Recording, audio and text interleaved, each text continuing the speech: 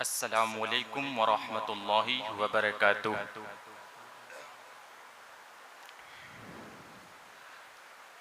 नहमदुहु व नुसल्ली अला रसूलिहिल करीम, अम्मा बाद। फ़अऊज़ु बिल्लाहि मिनश शैतानिर रजीम, बिस्मिल्लाहिर रहमानिर रहीम। वलक़द कर्रमना बनी आदम, सदक़ल्लाहुल अज़ीम।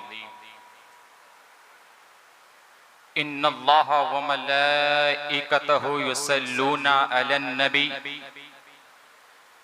या अय्युहल्लज़ीना आमनू सल्लु अलैहि वसल्लिमू तस्लीमा। अल्लाहुम्मा सल्लि अला सय्यिदिना व मौलाना मुहम्मदिन व बारिक वसल्लिम। सलातन व सलामन अलैका या रसूलल्लाह सल्लल्लाहु तआला अलैहि वसल्लम। अज़ीज़ाने मिल्लते इस्लामिया,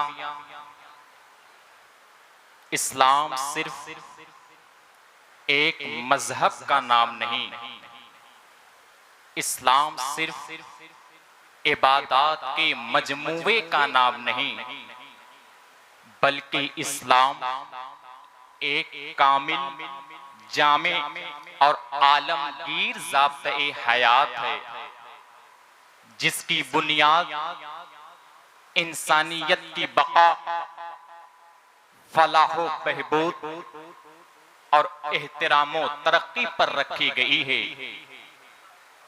इस्लाम वो दीन है जो दिल जीतता है, गर्दनें नहीं झुकवाता। इस्लाम का मफहूम ही अमनो सलामती और इताअतो खैर खाही है। इस्लाम से पहले इंसानियत कराह रही थी, ताकतवर कमजोरों पर जुल्मो सितम ढाया करते थे, गुलामों के साथ जानवरों जैसा सलूक किया करते थे, बेटियों के साथ बेटियों को जिंदा दरगोर कर दिया करते थे, बेवाओं को जिंदगी गुजारने का हक हासिल नहीं था, जात पात, रंगो नस्ल, कौमियत और इलाकाइयत की बुनियाद पर खूंरेजी की जाती थी। ऐसे इंसानियत सोज माहौल में अरब की सरजमीन पर इंसानियत का दर्स देने वाला जलवागर हुआ, जिसने अल्लाह का कलाम पढ़कर सुनाया और फरमाया, ऐ लोगों, अल्लाह रब्बुल इज्जत इरशाद फरमाता है, वलक़द कर्रमना बनी आदम, बेशक हमने औलादे आदम को इज्जत बख्शी और इंसानों में भी उन लोगों को इज्जत बख्शी जो ज्यादा मुत्तकी और परहेजगार हैं।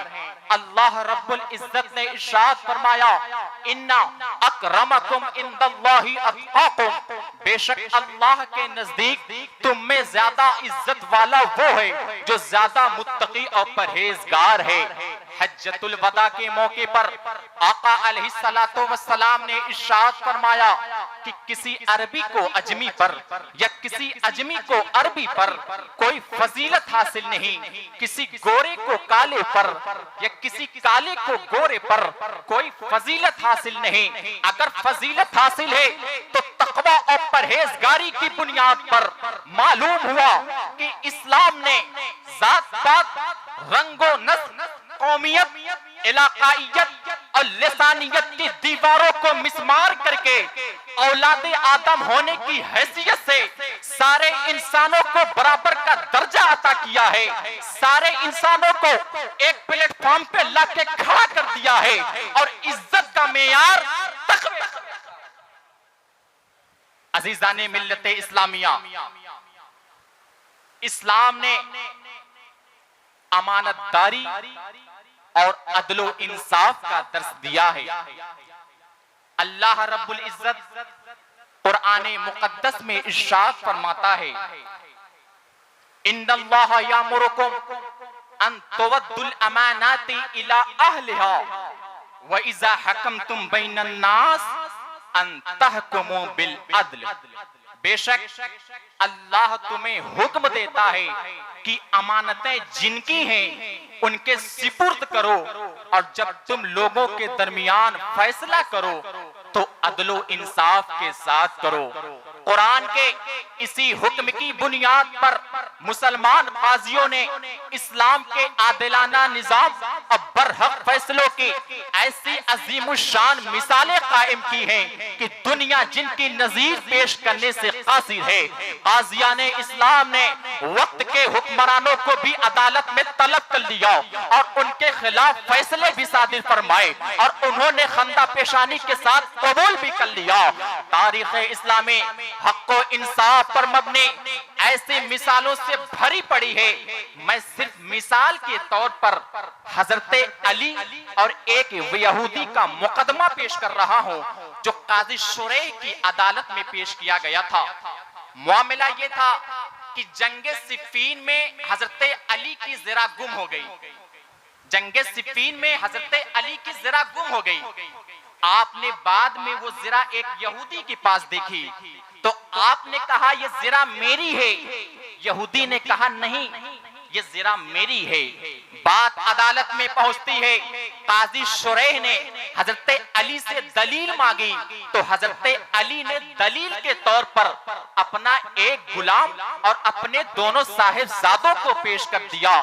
काजी शुरैह ने कहा हसन और हुसैन आपके बेटे हैं, इसलिए इस्लामी उसूल के मुताबिक आपके बेटों की गवाही आपके हक में मकबूल नहीं, और सिर्फ आपका एक गवाह काफी नहीं।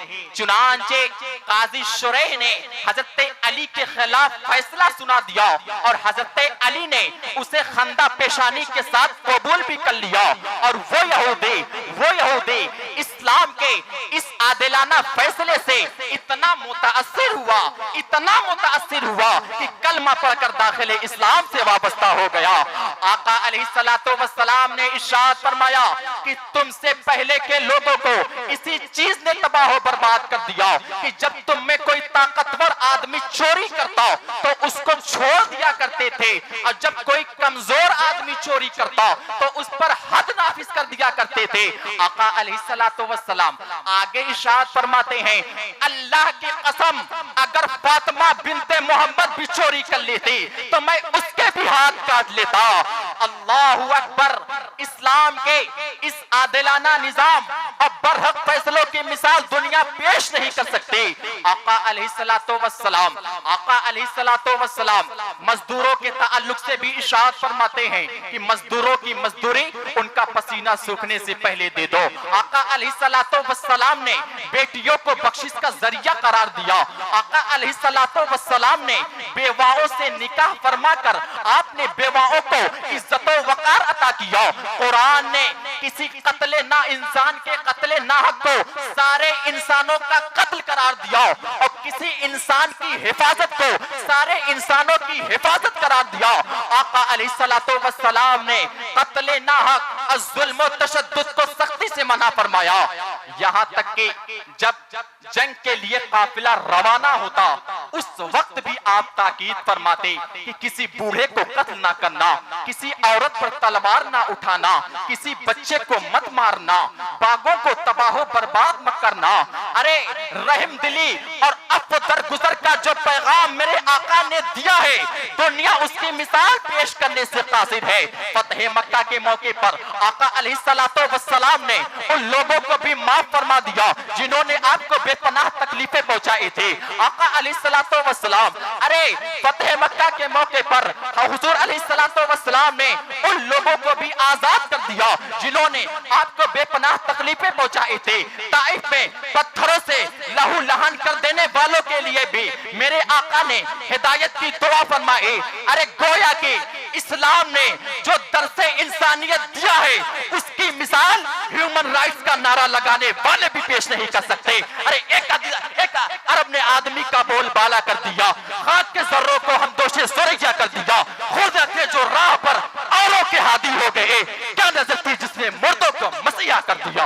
वमा अलैना इल्लल बलाग। अस्सलामु अलैकुम व रहमतुल्लाहि व बरकातुहू। अब आइए हज़रात मुक़ाबले हुस्न क़रात के लिए मैं गुज़ारिश